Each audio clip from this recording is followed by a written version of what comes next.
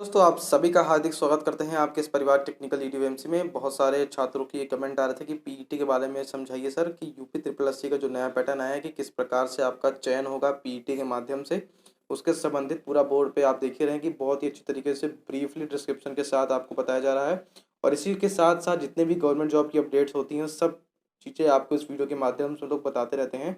तो आइए हम लोग समझते हैं यूपी ट्रिपल एससी का पूरा पीईटी का पैटर्न कि किस प्रकार से आपका पीईटी होगा।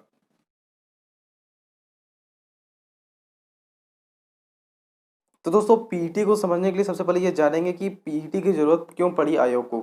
सबसे बड़ा मुद्दा ये है कि स्टूडेंट की जो भारी संख्या है, भारी डिमांड है कि जिस प्रकार से लोग अप्लाई करते हैं किसी फॉर्म को लेकर, तो उनको फॉर्म भरवाना से ले तक उनकी नियुक्ति करने तक बहुत सारे समय बर्बाद हो जाता है। तो उसी को कम करने के लिए पीईटी लाया गया है कि किस प्रकार से स्टूडेंट का भी टाइम बचेगा और साथ ही साथ उनका भी टाइम बचेगा। तो उसको समझने के लिए जैसे कि आप देख रहे हैं कि पीईटी है, UP triple SC PET examination.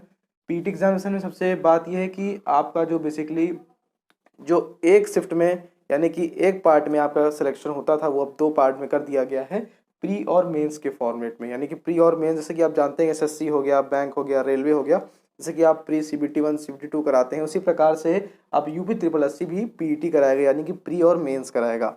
तो पीईटी के लिए कैसे लोग अप्लाई करेंगे और सिलेबस क्या है, सब चीज़ जानेंगे इस वीडियो के माध्यम से। तो चलिए इस वीडियो को शुरू कर लेते हैं। और जैसे कि आप देख रहे हैं अप्लाई कैसे करना है। अप्लाई करने के लिए क्या क्या चीज़ें बताया गया है, क्या क्या इसके टर्म कंडीशंस होंगी, वो अच्छी तरीके से हम लोग यहाँ पे समझेंगे। हमने सब बोर्ड पे लिखा हुआ है यहाँ पे।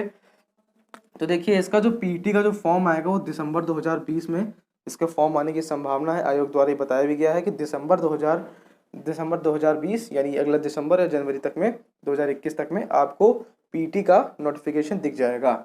अगला बात जो बहुत ही महत्वपूर्ण बात है कि कौन कौन से इसके लिए क्वालिफिकेशन क्या चाहिए।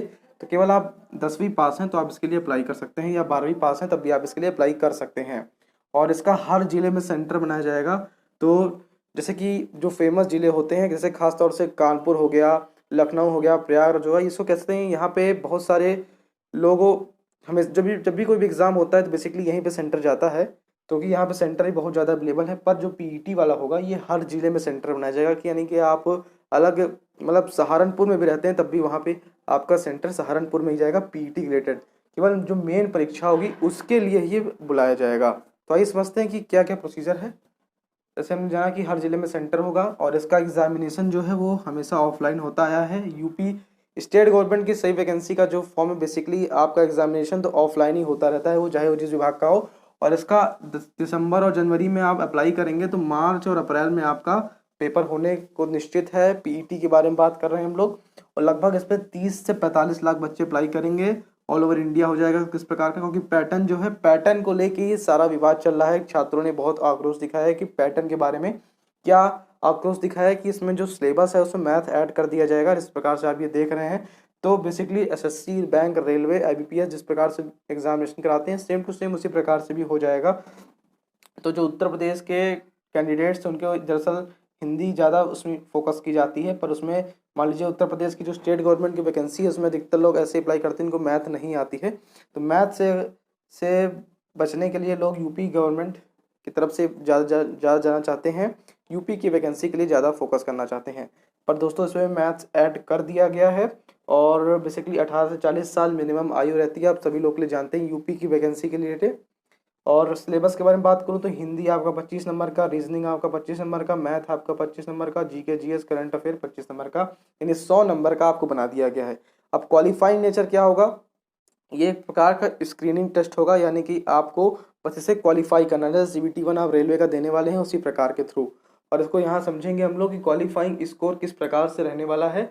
और आपका नॉर्मलाइजेशन भी होगा और साथ ही साथ नेगेटिव मार्किंग भी रखी जाएगी। पीटी एग्जामिनेशन में 1/3 की नेगेटिव मार्किंग यहाँ पे रखी जाएगी। और बताऊँ आपको तो इसमें जब भी आप पास करेंगे 100 नंबर से जितना नंबर आएगा वो आयोग डिसाइड करेगा कि कितने लोगों को हमें आगे के लिए बुलाना है। जैसे कि कट ऑफ या रैंक आपको डिसाइड कर दी जाएगी कि इतने से इतने हज़ार तक के लोग या फिर इतने से इतने कट ऑफ तक के लोग मेंस के लिए अप्लाई कर सकते हैं। तो जैसे कि आप देख रहे हैं कि बेसिकली 50 से 60% अगर आप मार्क्स ले आते हैं तो खासतौर से जनरल वालों के लिए है, और 40 से 55% ओबीसी और एससी वालों के लिए है। एक प्रकार का पास आपको मिल जाएगा, क्वालिफाइंग पास मिल जाएगा कि आप मेंस के लिए वैलिड हो गए हैं, आप मेंस में जा सकते हैं।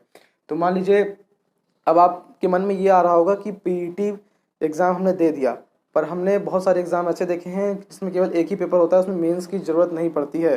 तो कैसे हम लोग, क्या हमें मेंस देना पड़ेगा कि नहीं देना पड़ेगा? तो बेसिकली यही चीज़ यहाँ बताया है कि पहले बेसिकली आप पीटी आपने कर लिया, पीटी क्वालिफाई कर लिया, तो कैंडिडेट्स को यहाँ पे शॉर्ट लिस्ट कर लिया जाएगा। शॉर्ट लिस्ट करने में अगर मेंस में कई सारे पार्ट रखे हैं, अगर यानी जिसमें मेंस होगा तो उसमें मेंस होगा, जिसमें मेंस नहीं होगा उसमें आप डायरेक्ट आपको टाइपिंग के लिए बुलाया जाएगा या फिर स्किल टेस्ट के लिए, फिजिकल स्टैंडर्ड टेस्ट के लिए भी आपको बुलाया जा सकता है। तो मेंस में ज़रूरी नहीं कि मेंस ही हो, मेंस की जगह आपको टाइपिंग में बुला सकते हैं और स्किल टेस्ट के लिए भी बुला सकते हैं। और एक प्रकार का वैलिड सर्टिफिकेट आपको मिल जाएगा जो 3 से 5 वर्ष के लिए वैलिड रहेगा कि आप कभी भी जितनी वैकेंसी आगामी वैकेंसी आएंगी तो उसमें आप अप्लाई कर सकते हैं। तो उम्मीद करता हूँ आपको वीडियो पसंद आया होगा। बहुत ही अच्छी तरीके से हम लोगों ने समझाने की कोशिश की है। इससे रिलेटेड कोई भी प्रॉब्लम हो तो आप हमसे मिल सकते हैं पर्सनली कमेंट बॉक्स करके। कमेंट बॉक्स पर अपना उत्तर लिखिएगा, आंसर क्वेश्चन लिखिएगा, हम उसका उत्तर जरूर देंगे। दोस्तों इसी प्रकार की वीडियो पाने के लिए चैनल को सब्सक्राइब करिए। जय हिंद, जय भारत, नमस्कार।